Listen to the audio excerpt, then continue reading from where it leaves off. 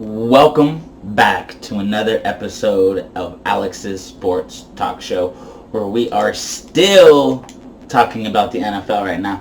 So, in the NFL, there are times where you have to play your players. You know, your contract's ending, and do you want to keep them and because they've done well and had success for your team, or do you let them walk and try and sign a free agent or try it through the draft?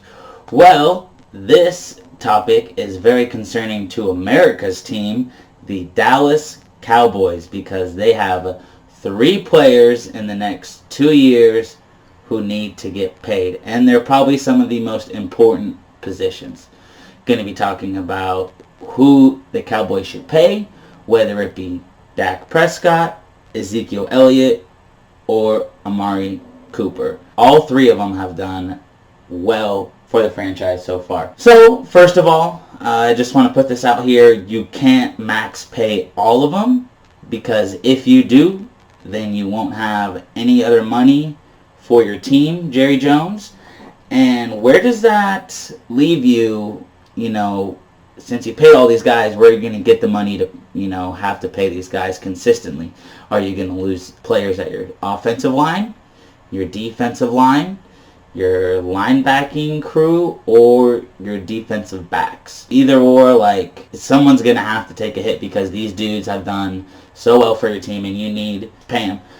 So, recently in the NBA, a lot of guys have been getting very large contracts, and I think that the NFL and the NFL players are very, very jealous of some of these contracts these guys are getting. But just taking an in-depth look at how the contracts are structured, like NFL, you have a 53-man roster plus your practice squad, so you have to find a way to pay all of them with only a certain amount of money, compared to the NBA, where you only have to pay 15 people on the roster and then your coaches and stuff. 53 to 15,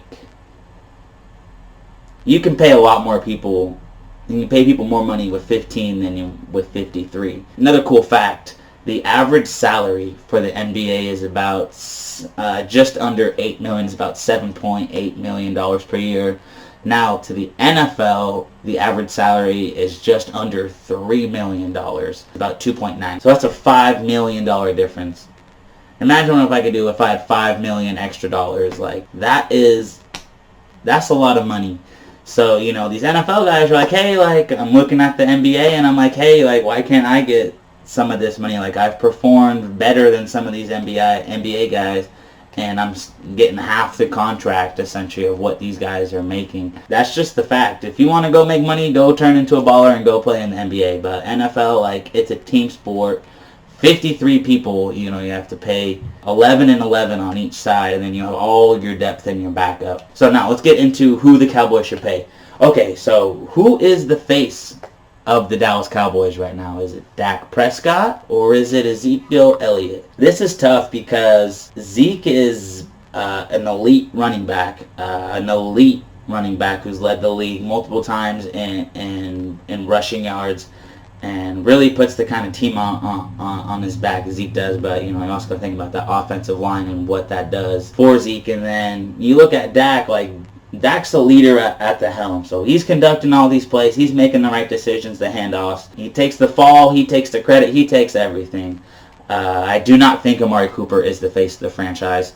I want to say Ezekiel Elliott is kind of the face of the franchise right now, but he's gotten into some trouble recently, and I think that Dak is, as the quarterback, you're kind of the face of the franchise. So I think that Dak is the face of the franchise, and I think that he is going to get the contract first before Ezekiel Elliott or Amari Cooper. It's really hard to find good/great quarterbacks, and I would definitely qualify Dak as a good, bordering on great quarterback. He's been in the league about I think this is going to his 4th season right now, and he's done really well for the position he's in. He can't really show off, what he can do like these other offenses and other players like Matthew Stafford and Aaron Rodgers, where they can just sling the ball like 40, 50 times a game, where he throws max probably 25.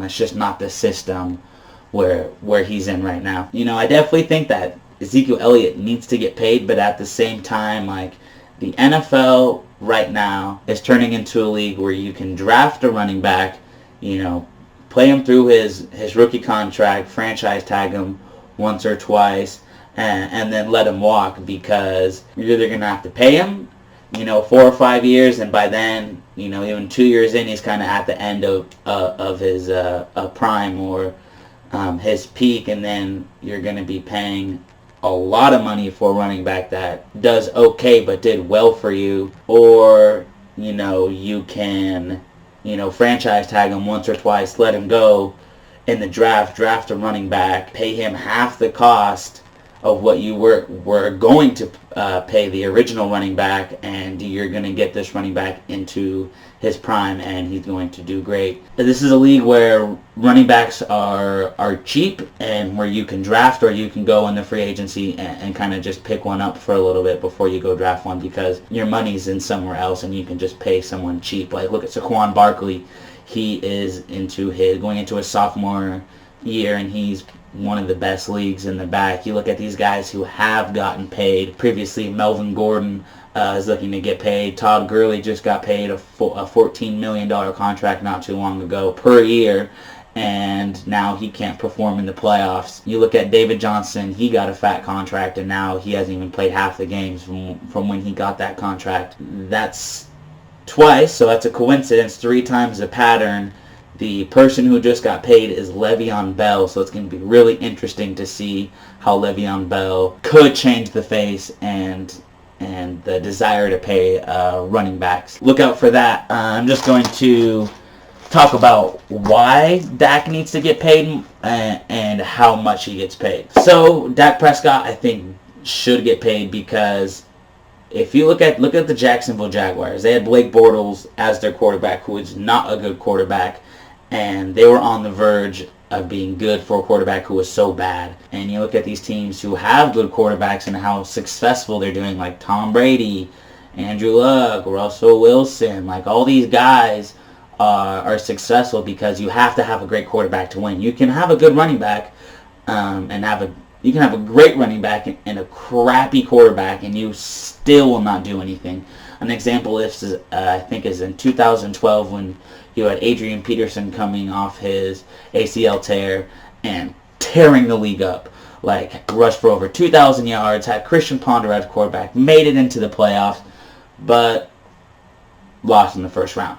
You have to have a good quarterback in the NFL. You have to if you want to win. So that's why I think that the Cowboys needs to pay Dak Prescott. How much now is going to be the interesting fact. I'm going to compare him and Carson Wentz, who just got signed to a contract. So Carson Wentz just got signed to a contract, 4-year, $128 million, 107 guaranteed. That's $32 million per year. That is a good structure to kind of base Dak's contract off of, because they're both drafted in the same year. And now I'm going to have a little table right now. So Carson Wentz, he had a better 2017 year than Dak Prescott did, but Dak Prescott has had a better 3-year run.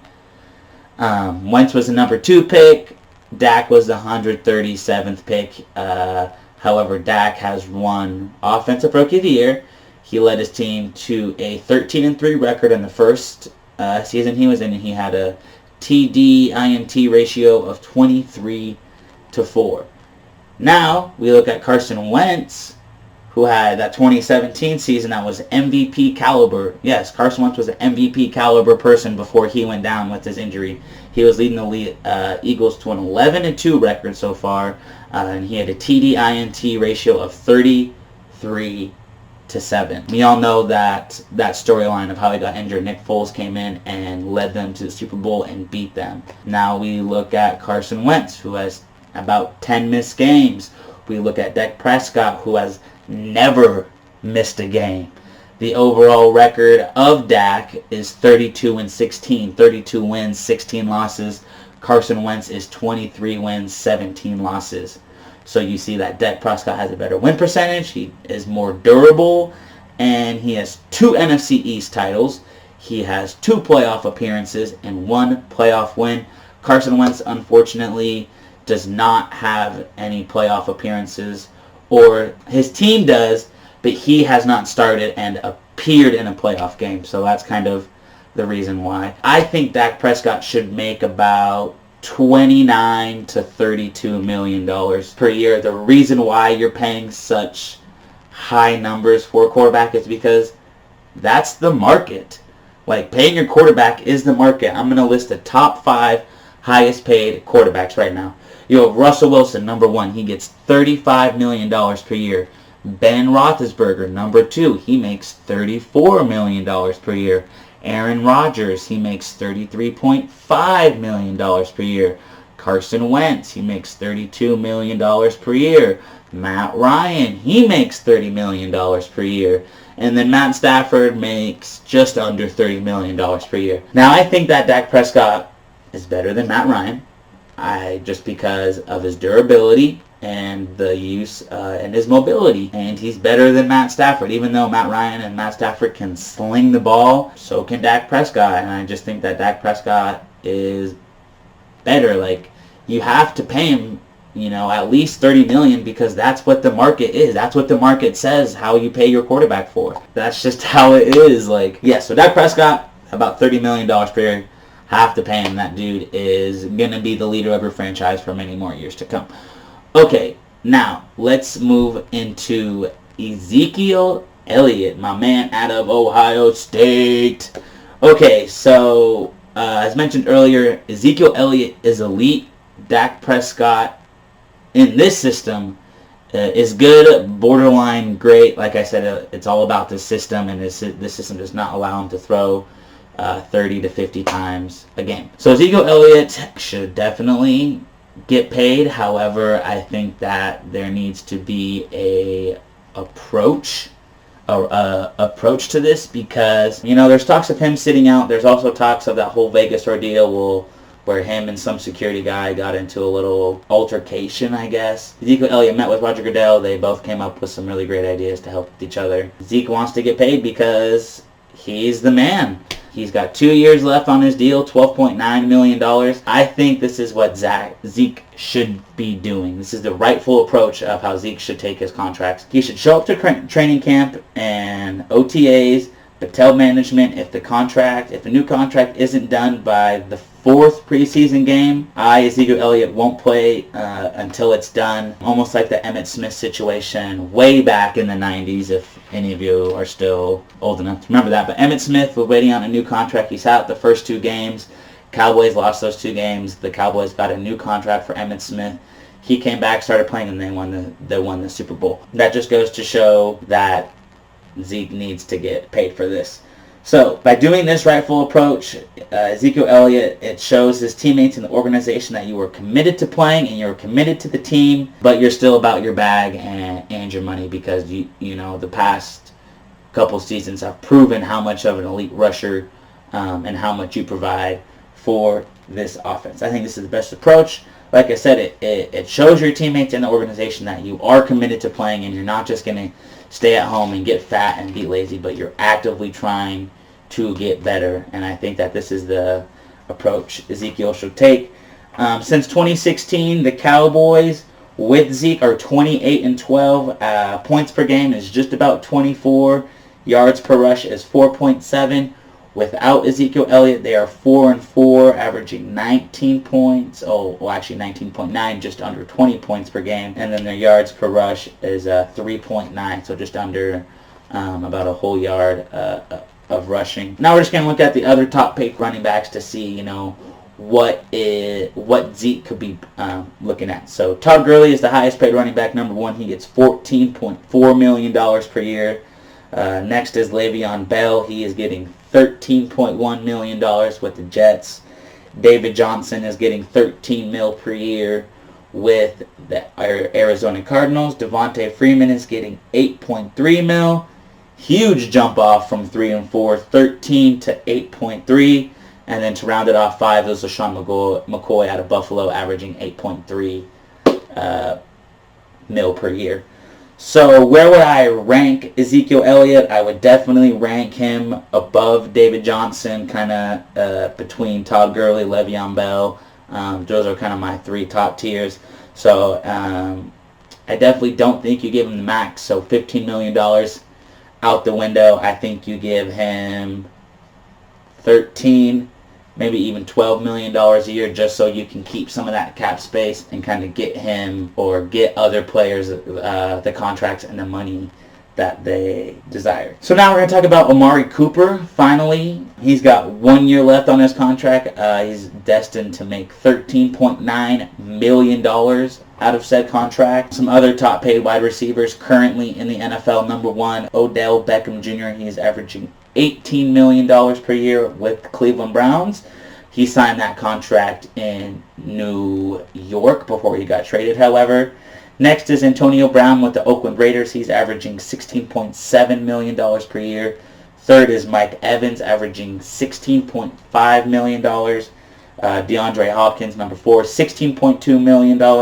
And then Brandon Cooks, $16.2 million as well. I thought DeAndre Hopkins would be higher up this list, but I definitely like how he's got a pretty almost max contract, because I think DeAndre Hopkins is the number 1 wide receiver in the NFL currently, but it just is cool to show that he's still one of the top paid, but still kind of taking that pay cut so his team could pay others. I definitely think that 16 is kind of right around the area you want to place for Amari Cooper. Remember, when they traded for Amari Cooper, the Dallas Cowboys gave a first-round pick to the Oakland Raiders. So that first-round pick means a lot in the NFL, more than it does in the NBA. So what do I think the Cowboys should do?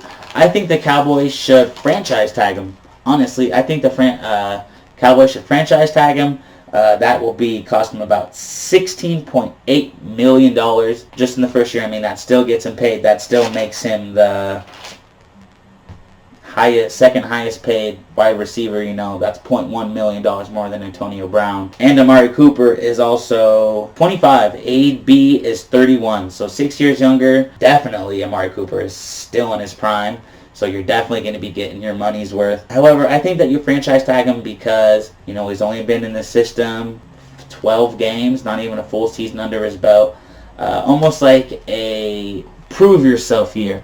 Almost like what the Washington Redskins did with Kirk Cousins, at least for 2 straight years. It's just franchise tag him, franchise tag him. Obviously, if you're a player, you want that long-term deal because it means that you're wanted and you're not going to get traded or moved. So I think the best choice is to franchise tag him because you have the allotted salary for the franchise tag. I think you need to work out a deal for, I think they used their tag on DeMarcus Lawrence. No, DeMarcus Lawrence got signed this year. They used it on somebody, so I think that the next year they need to use that on Amari Cooper, though. So, thanks for watching. Just a little recap. Dak Prescott needs to get paid 4 or 5 years, averaging $30 to $32 million per year. Ezekiel Elliott needs to get paid too. I think he needs to average 13, 12 mil, about. Still one of the top paid players, but like I said, you're not giving him a max, and Jerry Jones is not going to be hurting his team elsewhere. And then Amari Cooper, he needs to get franchise tag, not $16.8 million. Dallas Cowboys fans, cross your fingers. You got to be hoping that you keep these guys, but you're also going to be using a bunch of your cap, so hopefully you can still get other players. Whatnot. So thanks for tuning in again. I'm Alex Thompson. I hope you have a good day. Peace.